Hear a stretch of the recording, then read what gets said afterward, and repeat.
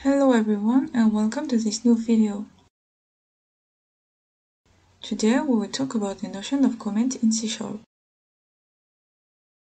First of all, what is a comment in programming?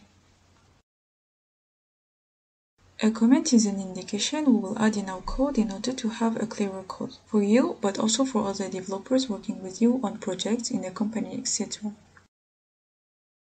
Therefore, comments will help having a better understanding of your code. These comments will be totally ignored when you run the program. The C# compiler will not take them into account.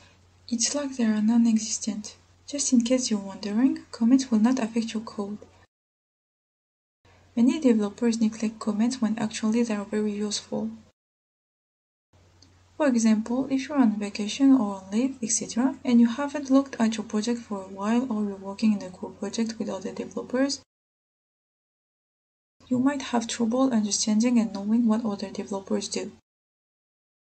So a comment like, "Here I created a function to add a project to cart," will allow you to understand more easily the developer's logic toward this program. Let's go now to Visual Studio to see how to make comments in C#. I am now on Visual Studio to show you how to make comments in C#. To do so, it's easy. Go on a line and add a double slash. You will have a single line comment. As you can see, the comments are colored. In most programming languages, comments are green. Moreover,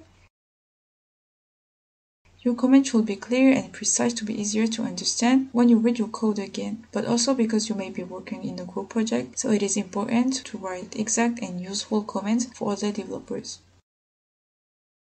For example, here I will write what the console.writeLine function does in my program.